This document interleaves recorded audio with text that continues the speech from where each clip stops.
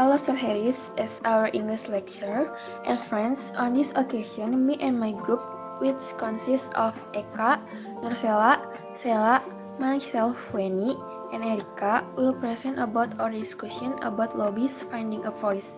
Hopefully, our presentation will become very useful for all of us. Keynotes. Organizations such as charities versus groups and industry groups campaign or lobby governments or companies in an effort to persuade them to introduce or change policies. They can use any of the following methods to influence opinion.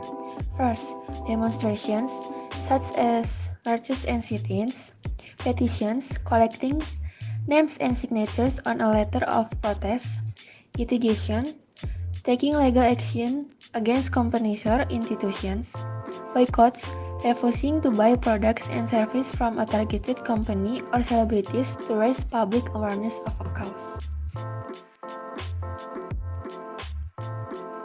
Lobby. A lobby is a group of people with similar interests who try to persuade a government or decision maker that a particular policy should be changed. Glossary. Subsistence farming means farming for food, not trade. Protectionism means using tariffs to block imports. Slum means overcrowded and poor area of a city. Reading section of celebrities, charities, and trade. Charities are not yet free trades, but some are halfway there. In the energy-saving head of Uganda, women spend double to grow flowers for export to Europe. According to Bono, singer of Irish rock band U2, this scene represents globalization at its best. He is right, of course, growing flowers is hard work, but no more so than subsistence farming, which is the alternative and it pays better. Everyone benefits. Europeans get roses in the winter, and Ugandan rose growers eat better and put their children through school.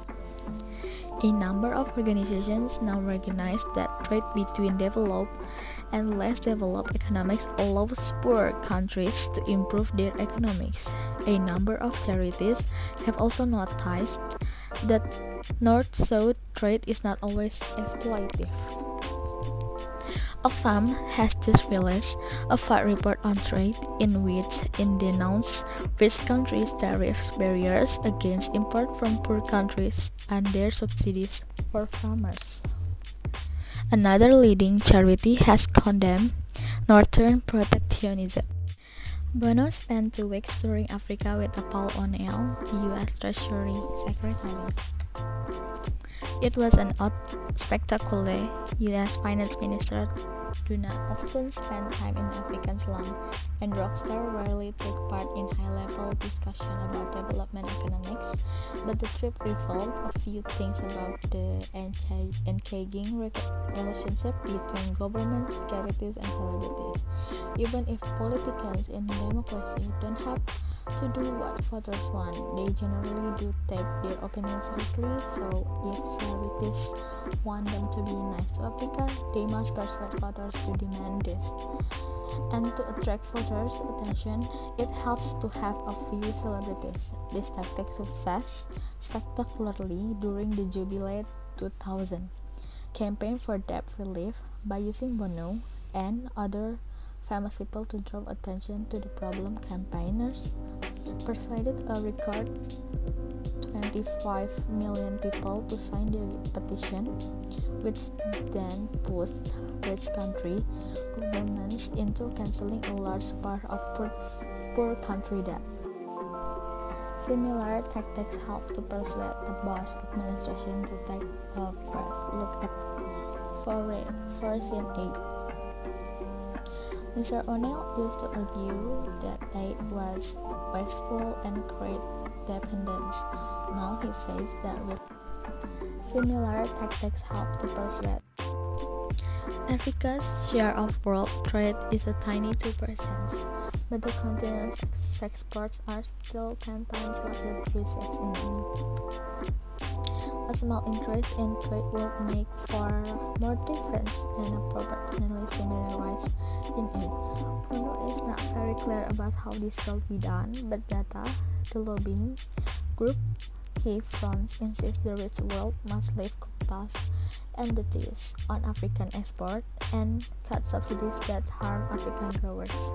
That will be helpful, but there is also a selfish case for ending protection, that it will save taxpayer a fortune and make their food cheaper.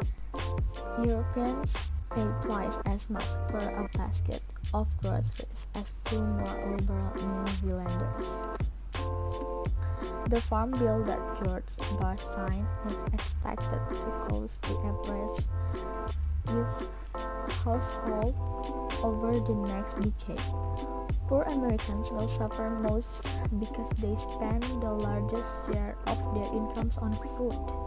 This continues partly because voters are unaware of it.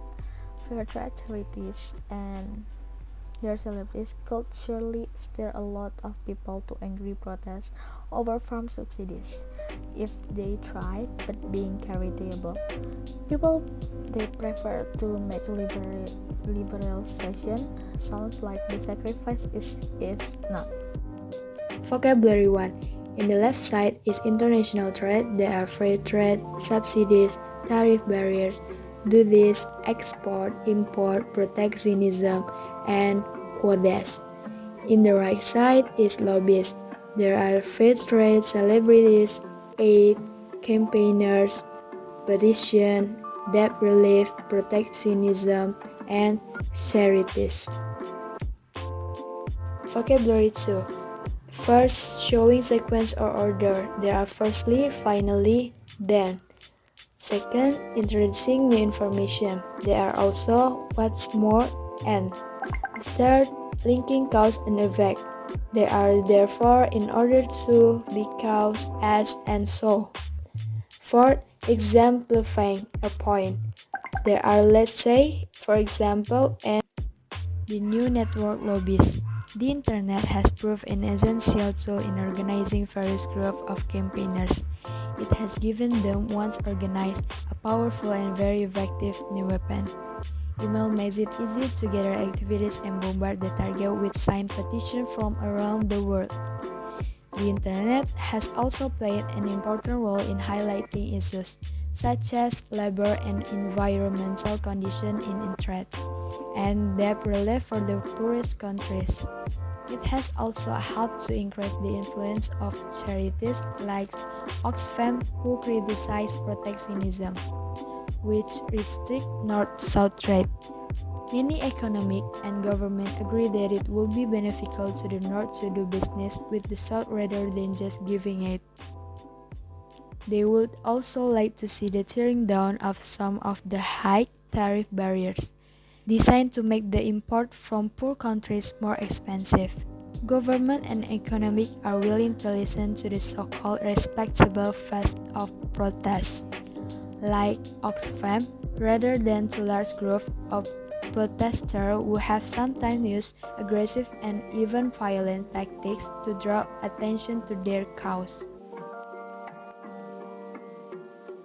Language check or modal verbs of obligation. We can use have to plus infinitive, must plus infinitive, and should plus infinitive to express obligation or something you have to do. For present, have to is for positive. Strong obligation or possibly from outside. For example, is children have to go to school or sometimes have got to. Don't have to is for negative, no obligation. For example, is I don't have to work on Sundays and you don't have to eat anything you don't like. Must for positive. Strong obligation or possibly based on the speaker's opinion. For example, I must study today. Mustn't is for negative, negative obligation.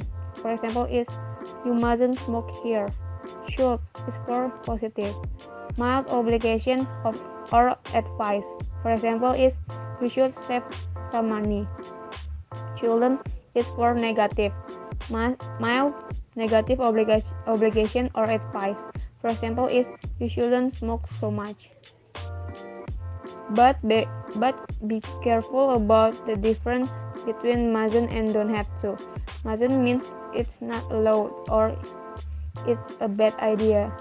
For example is, you mustn't eat so much chocolate, you will be sick. Don't have to means you don't need to do something, but it's fine if you want to do it. For example, I don't have to get up early at the weekend. Of course, if I want to get up early, that's fine, but I can stay in bed if I want. For past, have to is for positive. Obligation in the past. For example, I had to wear the school uniform when I was a child. Didn't have to is for negative. No obligation in the past. For example, is we didn't have to go to school on Saturdays. Must is for positive. Change to had to. Should have is for positive. A past action which didn't happen. The advice or regret is too late. For example, you should have gone to bed earlier. Now you have missed the train. Shouldn't have is for negative. A past action which didn't happen. The advice or regret is too late. For example, you shouldn't have taken that job. It was a bad idea.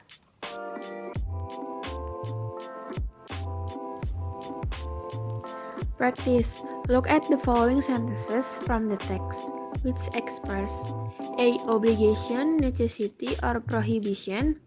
B. Lack of obligation or prohibition. C. Advice or recommendation. Number 1. Even if politicians in democracies don't have to do what voters want, they generally do take their opinion seriously. So this is expressed to A. Number 2. Be nice to Africa. They must persuade voters to do this. So this is expressed to B. Number 3. He says which countries should give grants. So this is expressed to C. Practice 2. Complete the table with the following verb. Obligation, necessity, or prohibition is must, have to, and need to. And then lack of obligation or prohibition is don't have to and needn't. Advice or recommendation is should, ought to, and shouldn't. Practice 3. Number 1. There are many UK charities which provide computers to poor children in this country, so we feel we blah blah blah worry about those children. So the answer is C. Don't have to. Number 2. We feel that we blah blah blah concentrate our efforts in Africa, and the answer is A. Must. Number 3. We realize that we blah blah blah just send computers to countries where there are no technology teachers, and then the answer is B. Shouldn't. Number 4. The children blah blah blah learn how to use them as well. The answer is B. Need to. And number 5. Therefore, we blah blah blah send teachers to some developing countries, and the answer is A. Have to. And here we go, culture at work. Attitudes during discussion in many cultures. In Anglo-Saxon, people feel uncomfortable when there's silence when one person stops speaking, another starts. It's not polite to interrupt. In Latin, people are very talkative about feel uncomfortable when there is silence. People frequently interrupt each other. This is not impolite but shows interest in what the other person is saying. And in Asian, there is often a silence between the moment when one person stops speaking and the next person begins. It's a sign of respect for the other person if you take time to think silently about what they say. And thank you. That's the end of our presentation. Practice